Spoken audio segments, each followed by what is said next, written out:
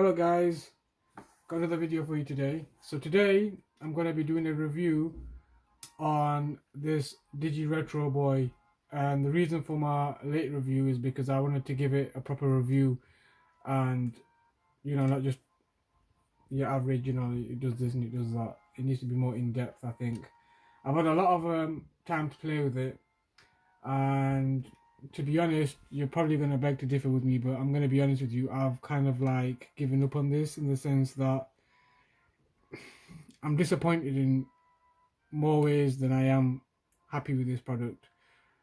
I mean, the build quality and all that's great, but I do have some I did run into some issues while spending more time with it. At first, I just bought it and I thought it's a novelty item. I played a bit of pick up and play games, and then I went away from that, and then I came back because I basically, it's cut a long story short. I wanted to play Castlevania, Aria of Sorrow, and I don't know if you're aware. I probably mentioned it in another video, but I've lost my actual cartridge and I couldn't find it, so I had to emulate it. I know it's somewhere in the house. I just can't find it at this moment in time. And I tried to buy it again, but it's extortion. It's like £70-80 just for the cartridge, and if you want the full package, you're going to be spending well over £100. And yeah, so I downloaded it, and this I don't know. Maybe you guys can help me, but it doesn't have save states on any of the games. And at first I thought it was the ROMs, but then when I actually downloaded it on my PSP, it worked, and the save states worked, and it's the same ROM that I put into this. So I don't know if it's a firmware issue or what.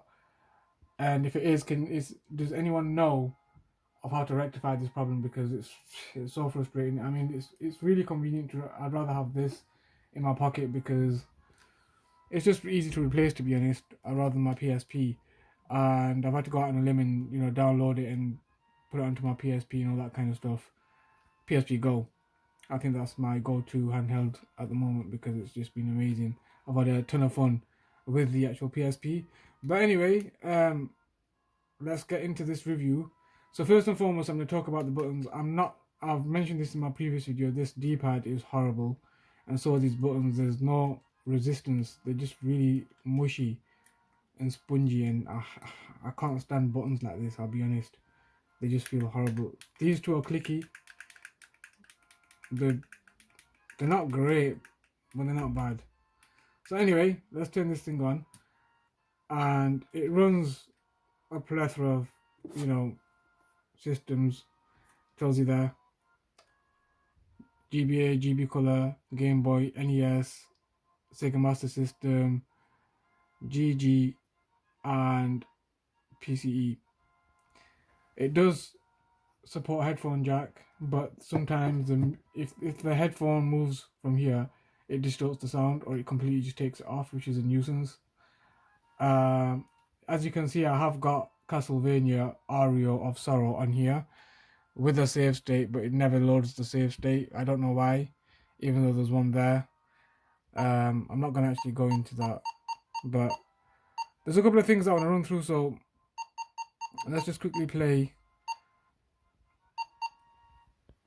King of Fighters because it's my second favourite beat 'em up after Street Fighter. And as you can see, the screen's gorgeous. To play pick up and play games such as these beautiful Game Boy Advance games look amazing, spectacular in here, and so do the rest, to be honest. But I've not tinkered with everything. I've only really messed about with Game Boy Advance and SNES, and it's been fun,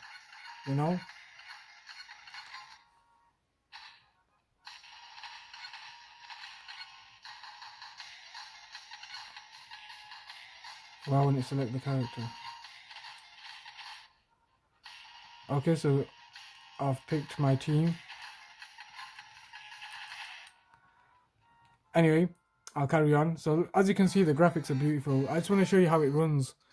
To be honest, I've not really encountered any major slowdowns or any frame rate drops or anything like that. Some of them that do have problems, I think it's more of the ROM rather than the actual game itself, the console itself.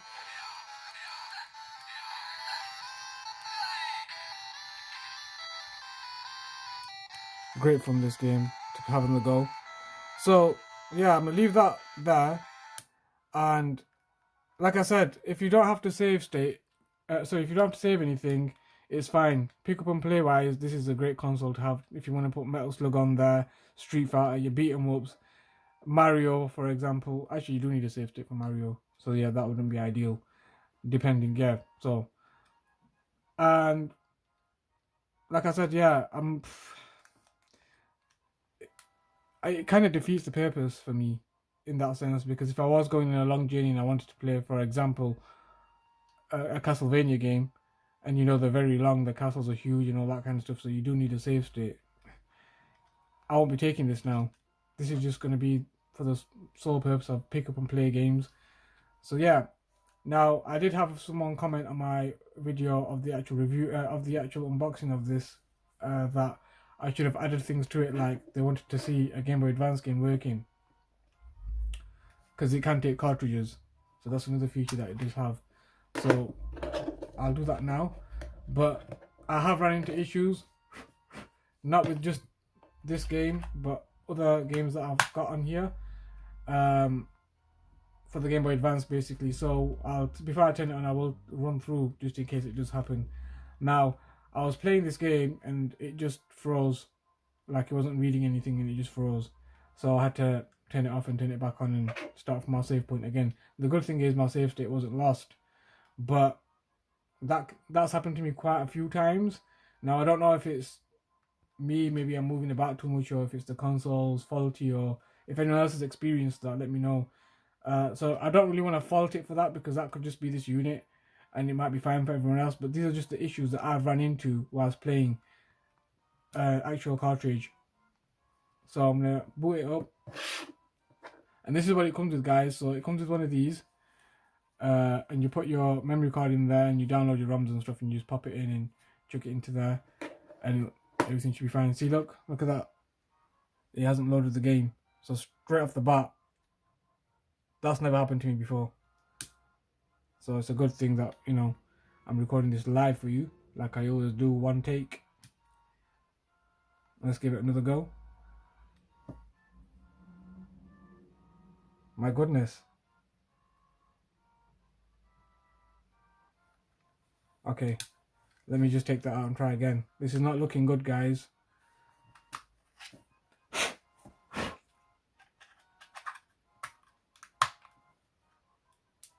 It's like back in the days, Super Nintendo blowing out the cartridges and stuff. I don't know if you guys remember that, but I remember that. Oh, there you go.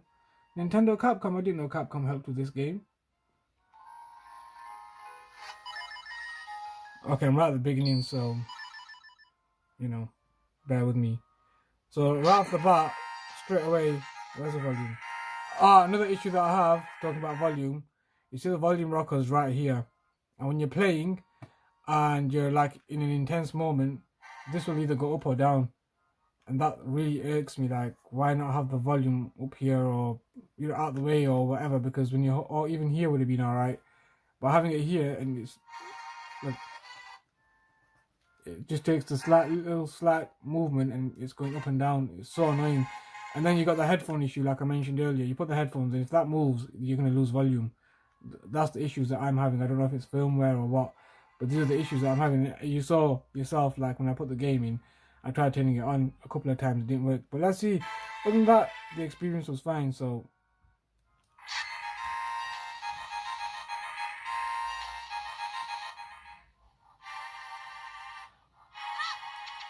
okay, so this is me.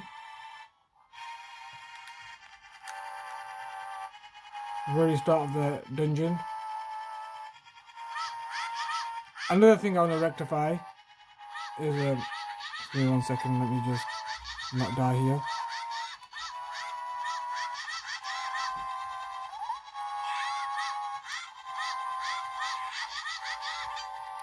Okay, so another thing that I wanted to rectify is in the video that I was actually showing you off when I unboxed it, I said if you press this button it changes the resolution. That was just a tongue twist in the moment, and I know I said it more than once, but what I was supposed to say is the screen brightness. So that's what this does, it adjusts the screen brightness. And can you, I don't know if you can tell, but it's really hard to actually get to this button. So that's the lowest. and that's the brightest. So yeah, I like to have everything on bright, even if it doesn't look good. I don't know why I have that habit. Maybe other people have that habit too, or they don't. I don't know. But yeah, so this is a really quick showing you of my review of this actual product after I think it's about a good 4 or 5 months, probably longer. So yeah, do I recommend it for you guys to buy? If you're into that stuff, yeah, but just bear in mind all the negatives that I have with this actual console, because what can I say? I was really hopeful. I really thought they nailed it with this one. Like, I thought this is going to be the one where I can just carry about with me and not bother with it and just throw it about and whatnot. Which you can do. You can still do that, but the only issues that you're going to have is like the save states are the biggest gripe for me. I mean, if it's a firmware issue and it can be rectified, that'd be awesome. That'd change a lot of things. But then you've got the other little bits and bobs like cartridge is not playing properly. I mean, that's a major selling point. You know, buying this and having a cartridge to play Game Boy Advance games was one of the major things that I loved about this. I thought, you know what, that'd be really good because it's small. It's slightly bigger than the Game Boy Micro, which I don't have at hand at this moment in time, but it's decent. I can get past all of these, you know, cosmetic problems that it has. These buttons are horrible. I mean, they really cheaped out on these buttons, I'm not gonna lie. And yeah, let me know what you think, guys. It was just really a quick rundown.